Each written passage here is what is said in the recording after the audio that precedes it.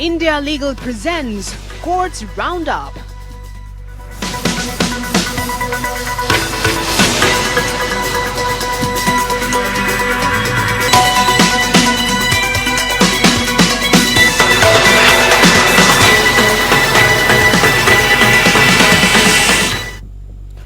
नमस्कार, मैं हूं आपके साथ कुमार कुणाल धीरज। कोर्ट्स राउंडअप में आपका स्वागत है। इस बुलेटिन में अगले आधे घंटे हम आपको कोर्ट से जुड़े तमाम छोटी बड़ी खबरों से रूबरू करवाएंगे। कोर्ट के कार्यवाही और सुप्रीम कोर्ट से लेकर हाई कोर्ट और लोअर कोर्ट्स तक के फैसलों को आपके सामने रखेंगे। तो आइए शुरू करते हैं आज का courts roundup. India Legal presents Courts Roundup.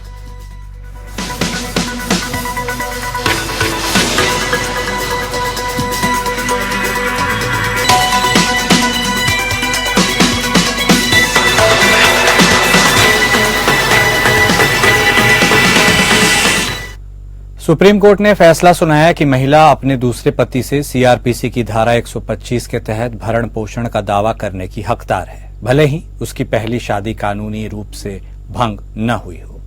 Court ने स्पष्ट किया कि तलाक का औपचारिक आदेश अनिवार्य नहीं है। अगर महिला और उसका पहला पति आपसी सहमति से अलग होने के लिए सहमत हैं, तो कानूनी तलाक न होने पर भी उसे अपने दूसरे पति से भरण पोषण मांगने से नहीं रोका जा सकता। जस्टिस बीवी नागरत्न और जस्टिस सतीश चंद्र शर्मा की खंडपीठ ने महिला को राहत प्रदान की और तेलंगाना हाईकोर्ट के उस आदेश के खिलाफ उसकी अपील स्वीकार की, जिसमें उसे सीआरपीसी की धारा 125 के तहत उसके दूसरे पति से भरण पोषण देने से सिर्फ इसलिए मना कर दिया गया क्योंकि पहले पति के साथ उसका विवाह कानूनी रूप से भंग नहीं हुआ था। न्यायालय ने कहा कि धारा 125 सीआरपीसी के तहत भरण पोषण का अधिकार पत्नी द्वारा प्राप्त लाभ नहीं है, बल्कि पति द्वारा निभाया जाने वाला कानूनी और नैतिक कर्तव्य है।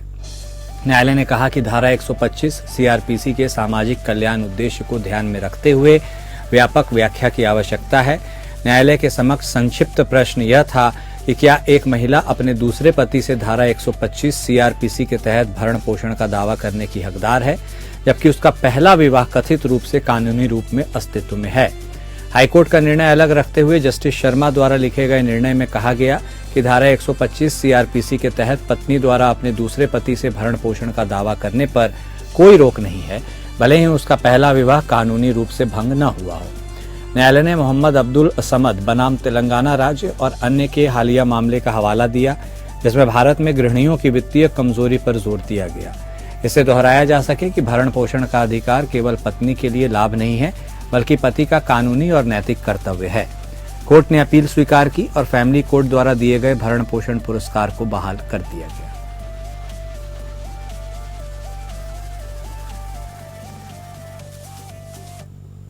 अज्ञात आरोपियों से जुड़े मामलों में सावधानी पूर्वक जांच की आवश्यकता पर जोर देते हुए सुप्रीम कोर्ट ने बस डकैती के एक मामले में 2 व्यक्तियों की दोष सिद्धि रद्द की, जिसमें पुलिस जांच में बड़ी खामियां और अविश्वसनीय प्रत्यक्षदर्शी पहचान का हवाला दिया गया। जस्टिस पीएस नरसिम्हा और जस्टिस मनोज मिश्रा की खंडपीठ ने उस मामले की सुनवाई की, जिसमें अपीलकर्ता उन गवाहों से अनभिज्ञ थे जिन्होंने चलती बस में डकैती की थी। अपीलकर्ताओं ने तर्क दिया कि उन्हें झूठा फंसाया गया है। उनका दावा है कि एक गवाह की अविश्वसनीय गवाही के आधार पर उनकी गिरफ्तारी, जिसने दावा किया कि अपराध के 2 दिन बाद उन्हें बस डिपो पर अचानक देखा गया, उसको बरकरार नहीं रखा जा सकता। अपीलकर्ताओं ने आगे तर्क दिया कि चूंकि वे कथित अपराध से पहले गवाहों से अनभिज्ञ थे, इसलिए अभियोजन पक्ष द्वारा यह पता लगाने के लिए टेस्ट आइडेंटिफिकेशन परेड आयोजित करने में विफलता कि क्या अन्य यात्री उन्हें पहचान सकते हैं, अभियोजन पक्ष के मामले पर संदेह पैदा करती है। ट्रायल कोर्ट ने आरोपियों को बरी कर दिया, जबकि राज्य की अपील पर हाईकोर्ट ने उन्हें दोषी ठहराया। इसके बाद आरोपियों ने सुप्रीम कोर्ट में अपील की। हाईकोर्ट का फैसला खारिज करते हुए जस्टिस मनोज मिश्रा द्वारा लिखे गए फैसले में इस बात पर जोर दिया गया कि जिन मामलों में अज्ञात व्यक्तियों के खिलाफ एफआईआर दर्ज की जाती है, जांच के दौरान एकत्र की गई सामग्री महत्वपूर्ण भूमिका निभाती है। न्यायालय ने कहा कि अभियोजन पक्ष द्वारा मात्र यह दावा करना कि अपराध हुआ है पर्याप्त नहीं है। इसके बजाय यह स्थापित किया जाना चाहिए कि अपराध किसने किया। अपीलों को अनुमति दी गई। हाईकोर्ट के विवादित निर्णय और आदेश रद्द कर दिया गया। अपीलकर्ताओं को उन आरोपों से बरी किया जाता है जिनके लिए उन पर मुकदमा चलाया गया और उन्हें दोषी ठहराया गया।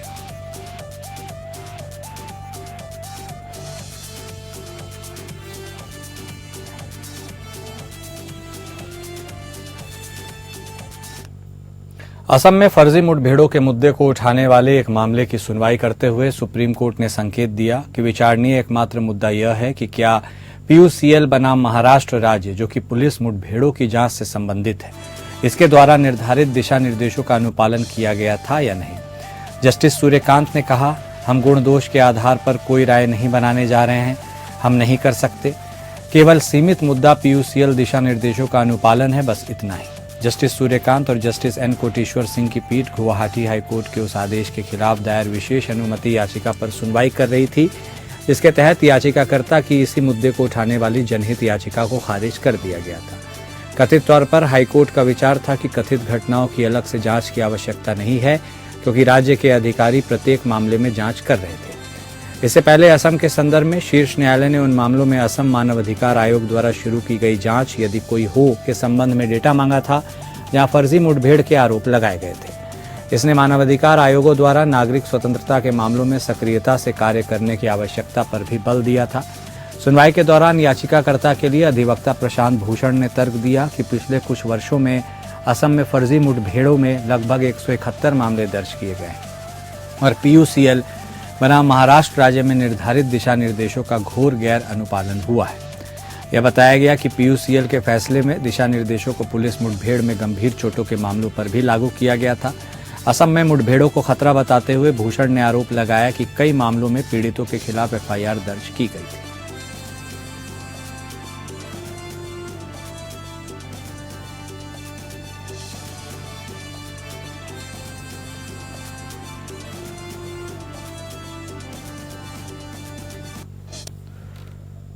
सुप्रीम कोर्ट ने मेडिकल काउंसलिंग कमेटी को नीट PG 2024 काउंसलिंग के AIQ या ऑल इंडिया कोटा राउंड 3 को नए सिरे से आयोजित करने के निर्देश देने की मांग वाली याचिका पर नोटिस जारी किया, जिसमें इस आधार पर कहा गया कि मध्य प्रदेश में राज्य काउंसलिंग के दूसरे राउंड के पूरा होने के देरी के बाद सीट ब्लॉकिंग के मामले सामने आए। जस्टिस BR गवाई और जस्टिस K विनोद चंद्रन की खंडपीठ ने याचिकाकर्ताओं के लिए पेश सीनियर एडवोकेट के परमेश्वर की सुनवाई के बाद यह आदेश पारित किया, जिन्होंने तर्क दिया कि सीट ब्लॉकिंग के मामले और मध्य प्रदेश राज्य राउंड 2 के पूरा होने में देरी के कारण AIQ राउंड 3 में कम सीटें थी और उम्मीदवारों को निम्न विषय श्रेणी की सीटें मिली। सीनियर वकील ने याचिकाकर्ताओं को छिटपुट काउंसलिंग में भाग लेने का मौका देने की प्रार्थना की। नीट PG 2024 उम्मीदवारों द्वारा दायर याचिकाओं में MCC को नीट PG 24 काउंसलिंग के AIQ राउंड 3 रद्द करने और इसे नए सिरे से आयोजित करने का निर्देश देने की मांग की गई। इसके अलावा याचिकाकर्ता उन राज्यों के उम्मीदवारों द्वारा रोकी गई बची हुई सीटों के लिए काउंसलिंग के चौथे दौर के लिए निर्देश चाहते हैं, जहां राज्य काउंसलिंग का राउंड 2 संपन्न नहीं हुआ था। AIQ राउंड 3 में विसंगतियों की ओर इशारा करते हुए याचिकाकर्ता अतिरिक्त रूप से उन उम्मीदवारों के लिए एक विकल्प चाहते हैं जो AIQ राउंड 3 के लिए पात्र थे, जिससे वे नीट PG 2024 काउंसलिंग के दौर के लिए रजिस्ट्रेशन कर सके।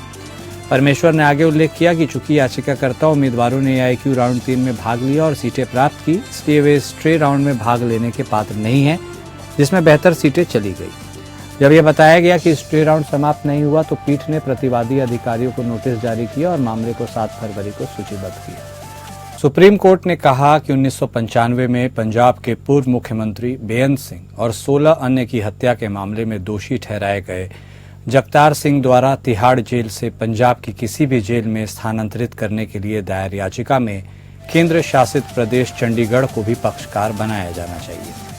कोर्ट ने चंडीगढ़ प्रशासन की आवश्यकता पर ध्यान दिया, क्योंकि हवारा पर चंडीगढ़ की बुधैल जेल में मुकदमा चलाया गया था, उसे वहां रखा गया था, जहां से बाद में उसे दिल्ली स्थानांतरित कर दिया गया था। याचिकाकर्ता को केंद्र शासित प्रदेश प्रशासन को भी पक्षकार बनाने के लिए कहा गया है।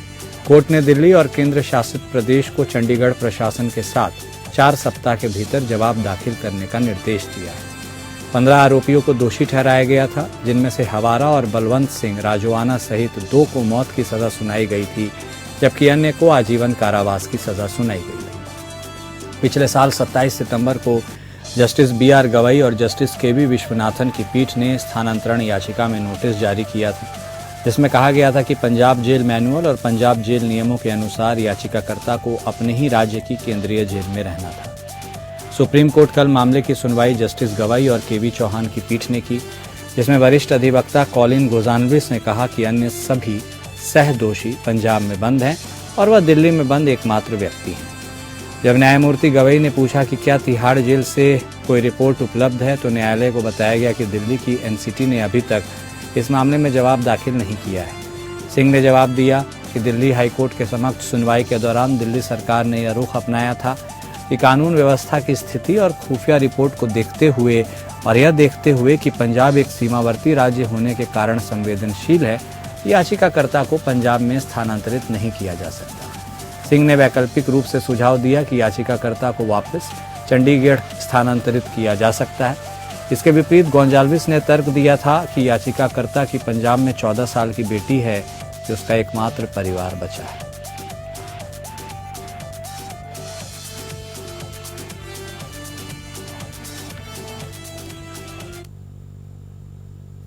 आप नेता सत्येंद्र जैन द्वारा बीजेपी नेता करनैल सिंह के खिलाफ दाखिल मानहानि के मामले पर दिल्ली की राउज एवेन्यू कोर्ट 6 फरवरी को सुनवाई करेगी। दरअसल मीडिया चैनल पर कथित रूप से सत्येंद्र जैन के खिलाफ अपमानजनक बयान देने पर करनैल सिंह के खिलाफ मानहानि का मामला दाखिल कर दावा किया है कि करनैल सिंह ने कथित तौर पर कहा था कि सत्येंद्र जैन ने भारी भ्रष्टाचार और मनी लॉन्ड्रिंग किया। उनके घर से भारी सोना बरामद हुआ, वह भूमाफिया है और उन्हें फिर से जेल भेजा जाएगा। सत्येंद्र जैन ने दावा किया है कि करनैल सिंह ने कथित तौर पर कहा था कि ईडी ने जैन के घर से 37 किलो सोना बरामद किया है। उनके नाम पर 1100 एकड़ जमीन है। उन्होंने यह संपत्ति लोगों पर खर्च किया जाना था।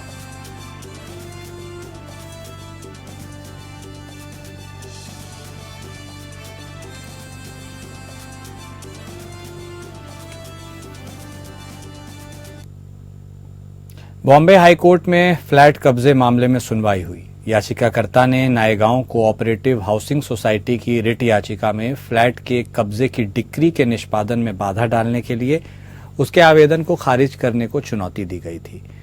नायगांव कोऑपरेटिव हाउसिंग सोसाइटी ने फ्लैट के स्वामित्व और कब्जे का दावा करते हुए तर्क दिया कि इसे श्री काशीनाथ कोलवंकर को एक सदस्य के रूप में आवंटित किया गया था और उनके निष्कासन पर उन्हें वापस लौटा दिया जाना चाहिए, न कि देसाई को। निष्पादन में बाधा डालने के लिए नागरिक प्रक्रिया संहिता 1908 के आदेश 21 नियम 97 के तहत नायगांव सहकारी हाउसिंग सोसाइटी के आवेदन को लघुवाद न्यायालय ने अस्वीकार कर दिया था। अपीलीय पीठ ने फैसले को बरकरार रखा था। बाधा आवेदन को खारिज करने की पुष्टि करते हुए बॉम्बे हाईकोर्ट ने निष्कर्ष निकाला कि नायगांव सहकारी हाउसिंग सोसाइटी को देसाई के खिलाफ लंबित कब्जे के मुकदमे में नतीजे का इंतजार करना चाहिए। फ्लैट के स्वामित्व और कब्जे से संबंधित सभी अधिकार और विवाद स्पष्ट रूप से उन लंबित कार्यवाहियों में निर्धारण के लिए खुले रखे गए थे। पूरी जानकारी देंगे इंडिया लीगल के वेब रिसर्चर आर्यन जाधव, जो कि इस केस को फॉलो कर रहे थे। आर्यन, तो फ्लैट कब्जे के जो मामले में जो अहम सुनवाई हुई, इसको लेकर जो एक कॉमन मैन है जो इन सारे सिलसिलों से जुड़ा रहता है, समझना चाहता है, उसको क्या निकल कर समझ आना चाहिए, क्या कुछ हुआ इस मामले में? तो सबसे पहले तो इस केस में petitioner Naigaon cooperative housing society ने बॉम्बे हाईकोर्ट में एक रिट पिटीशन फाइल करी, जिसमें उन्होंने एप्लीकेशन के डिसमिस होने को चैलेंज किया। ये एप्लीकेशन फ्लैट F2 के पोजीशन के लिए था। डिक्री के एग्जीक्यूशन को रोकने के लिए ये ओरिजिनल सूट देसाई ने श्री काशीनाथ कोलवंकर के अगेंस्ट फाइल किया था, जिसका रिजल्ट देसाई के फेवर पे आया था और ये फ्लैट का पोजीशन देसाई को मिला। सोसाइटी ने ये फ्लैट का ओनरशिप और ज्यूरिडिकल पोजीशन का दावा करते हुए कहा कि ये फ्लैट कोलवंकर को मेंबर के रूप में अलॉट किया गया था और जब उन्हें एविक्ट किया जाएगा तो ये फ्लैट को सोसाइटी को वापस मिलना चाहिए, ना कि देसाई को। पिटिशनर ने एप्लीकेशन को जो ऑर्डर दिया, ऑर्डर 21 रूल 97 ऑफ CPC के तहत एग्जीक्यूशन को रोकने के लिए थी, उसे स्मॉल प्रोसेस कोर्ट ने द्वारा डिनाई कर दिया गया और ये डिसीजन अपीलेट बेंच ने भी अपलोड किया था। पिटिशनर का सेपरेट पेंडिंग प्रोसीडिंग चल रहा है, जिसमें वो देसाई से फ्लैट का पोजीशन डिमांड कर रहे थे। तो बॉम्बे हाईकोर्ट ने ये कहा कि सोसाइटी के एग्जीक्यूशन को रोकना मतलब अटेम्प्ट असल में पोजीशन हासिल करने के लिए एक इनडायरेक्ट अटेम्प्ट था, जो ऑलरेडी दूसरे प्रोसीडिंग्स में लिटिगेट हो रहा था। सो एप्लीकेशन को डिसमिस करते हुए बॉम्बे हाईकोर्ट ने ये कंक्लूड किया कि सोसाइटी को अपने पेंडिंग पोजीशन सूट का आउटकम देसाई के अगेंस्ट देखना होगा और फिर वो फ्लैट के ओनरशिप और पोजीशन से रिलेटेड सारी राइट्स और कंटेंशन उन्हें पेंडिंग प्रोसीडिंग्स में डिसाइड होंगी। ठीक है, बहुत शुक्रिया आर्यन हमारे साथ जुड़ने के लिए और ये तमाम बातें बताने के लिए। Supreme court advocates on record association या SCORA ने एडवोकेट्स ऑन रिकॉर्ड और वरिष्ठ पदनाम प्रक्रिया के लिए आचार संहिता के संबंध में सुप्रीम कोर्ट के समक्ष सुझाव प्रस्तुत किए हैं। न्यायालय ने एक वरिष्ठ वकील द्वारा कई छूट याचिकाओं में दिए गए झूठे बयानों और सामग्री तथ्यों को छिपाने से उत्पन्न मामले में इन मुद्दों को उठाया। सुझावों के अनुसार SCORA ने कहा कि इंदिरा जयसिंह बनाम भारत के सुप्रीम कोर्ट और सुप्रीम कोर्ट के निर्णयों, जिसमें वरिष्ठ पदनामों के लिए वस्तुनिष्ठ मापदंड निर्धारित किए गए थे, ने काफी हद तक वरिष्ठ पदनाम की प्रक्रिया को लोकतांत्रिक और सुव्यवस्थित किया है। साथ ही एसोसिएशन ने प्रक्रिया में कुछ बदलाव सुझाए हैं। वरिष्ठ वकील और एडवोकेट ऑन रिकॉर्ड द्वारा झूठा हलफनामा दायर किए जाने के बाद जस्टिस अभय S. ओक और जस्टिस AC. मसीह की पीठ ने AOR के आचरण पर दिशा निर्देश निर्धारित करने का निर्णय लिया। इसके बाद वरिष्ठ वकील डॉक्टर S. मुरलीधर को मामले में एमिकस क्यूरी नियुक्त किया गया और SCORA के अध्यक्ष विपिन नायर से सहायता मांगी गई। सुनवाई के दौरान सॉलिसिटर जनरल तुषार मेहता ने वरिष्ठ वकील पदनाम प्रक्रिया पर पुनर्विचार करने की मांग की, जो इंदिरा जयसिंह बनाम भारत के सुप्रीम कोर्ट में सुप्रीम कोर्ट के 2017 के फैसले द्वारा सरकार द्वारा शासित है। जबकि मुरलीधर ने वरिष्ठ वकील पदनाम प्रदान करने के लिए वकीलों का चयन करने के लिए गुप्त मतदान प्रणाली का सुझाव दिया। वरिष्ठ पदनाम दिशा निर्देशों में बदलाव के लिए SCORA के सुझाव हैं। AOR को केवल वरिष्ठ वकील के रूप में पदनाम के लिए उपस्थित होने की संख्या के आधार पर नहीं आंका जाना चाहिए। इसके बजाय AOR के पीठ में योगदान के वास्तविक समय के आकलन पर विचार किया जाना चाहिए। या AOR के व्यक्तिगत आवेदनों पर न्यायाधीशों से टिप्पणियां आमंत्रित करके किया जा सकता है। प्रारूपण की प्रकृति और गुणवत्ता मूल्यांकन के लिए एक महत्वपूर्ण मानदंड हो सकती है। यह संक्षिप्त दलीलों, सार्वजनिक महत्व के कानून के प्रश्नों को तैयार करने, अपील के आधार तैयार करते समय कानून और मिसालों के अनुप्रयोग आदि पर आधारित हो सकता है। वकीलों के लिए व्याख्यान और प्रशिक्षण मॉड्यूल लेने वाले AOR या वकीलों को अतिरिक्त अंक दिए जाने चाहिए।